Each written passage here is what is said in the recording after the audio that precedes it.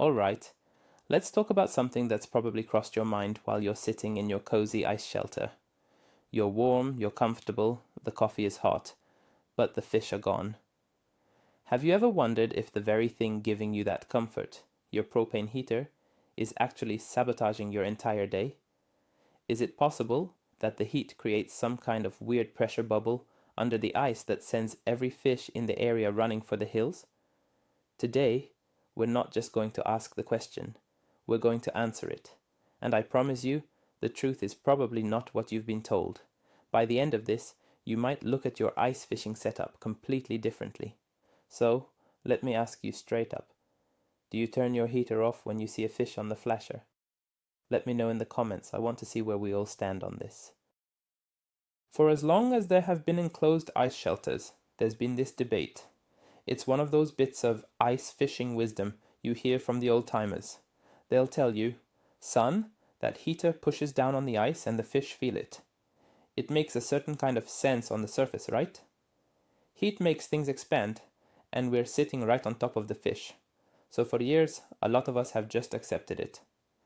We run our heaters on low, or we shut them off completely when we mark fish, just in case. It's become a habit, a ritual based on a theory that nobody really seems to question. But why? Because nobody wants to be the guy who spooked the only school of jumbo perch that came through all day. We're dealing with a creature that lives in a completely different world, and we're trying not to screw it up. But what if this whole belief is based on a fundamental misunderstanding of what's happening under our feet? Let's start with the core idea itself. The theory is that the warm air inside your shelter, which can be 50 or 60 degrees warmer than the outside air, heats up the ice directly below you. This supposedly causes the ice to expand downwards, creating a pressure wave in the water. Imagine pushing down on a waterbed with your hand. That's the visual a lot of guys have. Fish, with their sensitive lateral lines, would feel this pressure change and interpret it as danger. It's a simple, straightforward explanation for why the bite might suddenly die after you get your shelter all warmed up and comfortable. Now let's bring a little bit of basic physics into the shanty with us. Does hot air create pressure? Absolutely.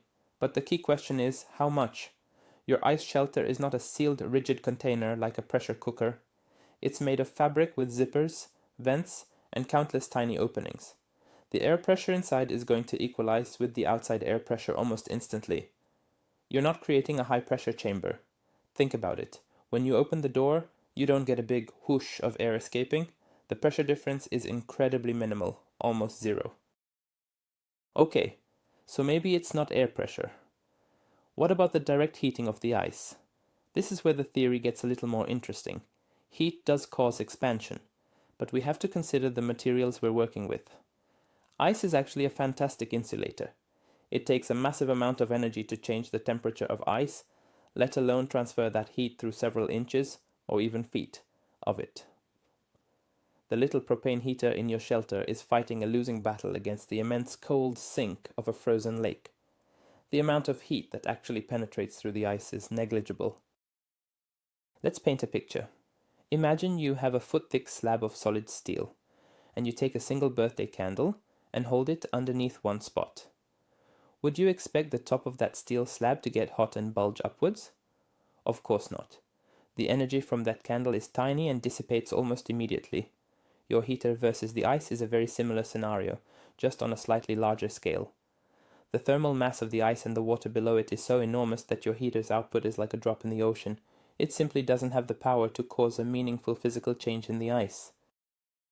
So, if the ice isn't expanding and creating a pressure cone, then what are we left with? The entire foundation of the heat spooks fish theory seems to be crumbling. It's built on an assumption about physics that just doesn't hold up when you look at the scale of what's happening. The lake is a massive, stable environment. Our little temporary camp on top of it is just a tiny blip. The idea that we are fundamentally changing the physics of the water column below us with a portable heater starts to sound less like angler wisdom and more like an old wives' tale. Now we need to transition our thinking. If it's not the heat, could it be something else related to the heater? This is the critical next step. Let's stop thinking about pressure and start thinking about the other things our heaters produce. What is the number one thing you notice when you fire up a Mr. Heater or any similar propane unit, especially one with a fan? It's not the heat you notice first, it's the sound. There's the click, click, click of the igniter, followed by a low frequency whoomph as it lights, and then a constant steady hum or roar. This brings us to a much more plausible culprit: sound and vibration. Water is an incredible conductor of sound, far better than air, and the ice acts like a giant drumhead, transmitting any vibration directly into the water column below. We all know this instinctively. Nobody stomps around on the ice or drops their gear if they can help it. We know that a loud noise can clear a spot of fish in seconds. So why do we ignore the constant noisemaker running just a few feet from our hole? Let's consider the fish's perspective. A fish doesn't have ears like we do. It has an inner ear, but more importantly, it has a lateral line. This is a system of sense organs that runs down the side of its body, and it is exquisitely sensitive to vibrations and pressure changes in the water. It's how they detect predators, find prey, and navigate. A constant, unnatural hum from above is not something they would encounter in their normal environment. It's alien, and for a prey animal, anything that's alien is a potential threat. Think about it this way. You're sitting in a quiet forest, and suddenly a loud, constant drone starts up right above your head. You don't know what it is. Is it a predator? Is it a machine? Your first instinct isn't to stick around and investigate. It's to get out of there. For fish, the low-frequency hum of a heater fan or the roar of the burner could be the equivalent of that drone. It's a signal that something is wrong, something is out of place in their world. This makes far more sense than a non-existent pressure wave from heat. And this effect is likely magnified depending on the type of heater you use. A simple radiant heater, one without a fan, is going to be much quieter. It still makes some noise, but it's minimal.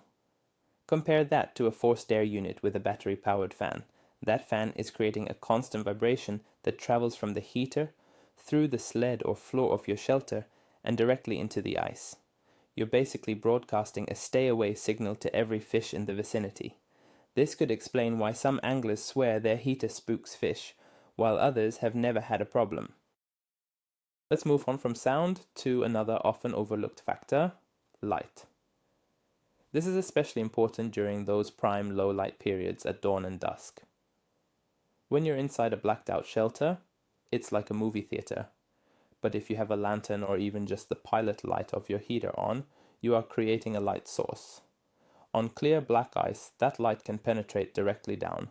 To a fish looking up, it's an unnatural beacon that suddenly appears in the ceiling of their world. Even with snow cover, light can still be a factor. The area under your shelter is now darker than the surrounding area, which has ambient light filtering through the snow.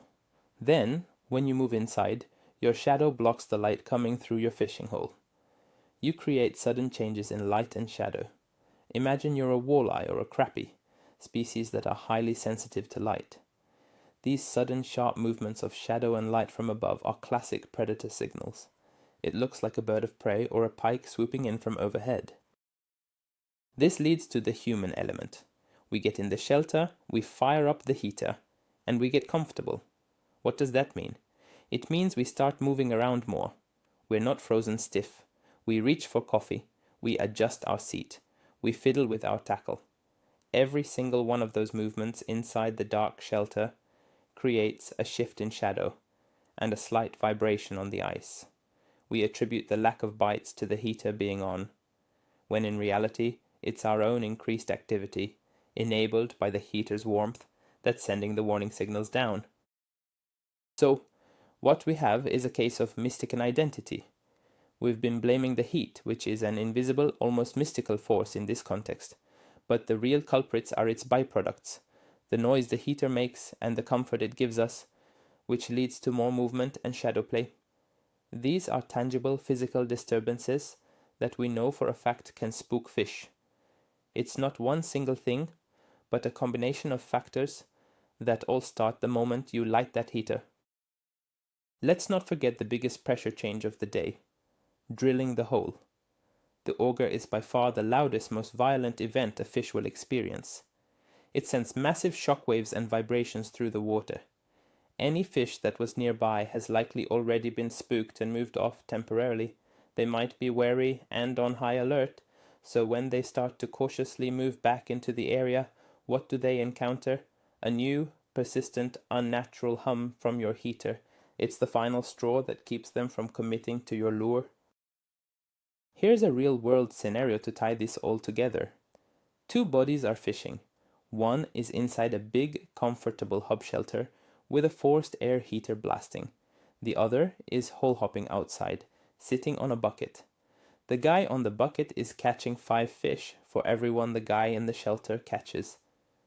The guy in the shelter says, "It must be my lure." But is it? Or is it the fact that the guy on the bucket is quiet, still, and not broadcasting a constant hum and vibration directly over his hole? The evidence against the heat pressure theory is strong, while the evidence for the noise and vibration theory is much more compelling and aligns with what we already know about fish behavior. Fish are wired for survival. Their senses are tuned to detect anything out of the ordinary. A constant drone from a heater is definitely out of the ordinary. A subtle change in water pressure from a slight expansion of the ice, much less likely to register as a threat, if it even happens at all. So, how can you test this for yourself? It's simple. Next time you're out, try an experiment. Fish for an hour with your fan-assisted heater running. Then, turn it off completely for the next hour and see if there's a difference. Or, if you have one, switch to a quieter, fanless radiant heater. Pay attention not just to the number of bites, but to how the fish behave on your flasher. Are they more willing to come in and investigate when things are quiet? The results might surprise you. Another thing to consider is banking your shelter with snow. Piling snow up around the base of your shelter does more than just block the wind. It also helps to insulate the ice from the air inside. And, more importantly, it can help dampen the vibrations that are being transferred from your shelter floor to the ice surface. It's a simple step that could make a significant difference in how much noise you're making down below. In the end, the heat spooks fish idea is likely a myth. It's a convenient explanation for a complex problem. The real takeaway is that we, as anglers, need to be more aware of our entire footprint on the ice. It's not just about being quiet when you walk. It's about the constant, low-level disturbances we create. Your heater isn't the enemy because it's hot. It's a potential problem because it's loud. By understanding the true culprit, noise and vibration, we can make smarter choices and stop spooking the very fish we came out here to catch. So, let's wrap this all up. For years, we've been pointing the finger at the wrong suspect. We blame the heat from our shelters for creating a pressure wave that spooked fish. But when you really break it down, the science just isn't there. The real that makes sense moment is realizing the true culprits are the heater's accomplices, noise and vibration. Your heater itself isn't the problem, but the constant hum, especially from a fan, is sending a danger signal right through the ice to every fish with a lateral line. It's not magic, it's just noise pollution. This completely changes how you should approach staying warm on the ice. Maybe it means choosing a quieter, radiant-style heater. Maybe it means only running it intermittently to warm up, then shutting it down for periods of silent fishing. Or maybe it just means being more aware that your comfort comes at the cost of stealth. This isn't about telling you to freeze your butt off, it's about empowering you to make a conscious choice. Thank you so much for watching, and for being willing to challenge some old-school dogma with me. If this gave you something to think about, hit that like button and subscribe for more content that cuts through the noise. Now for the real question, based on this, will you be changing the heater you use or how you use it? Let's get a real discussion going in the comments below.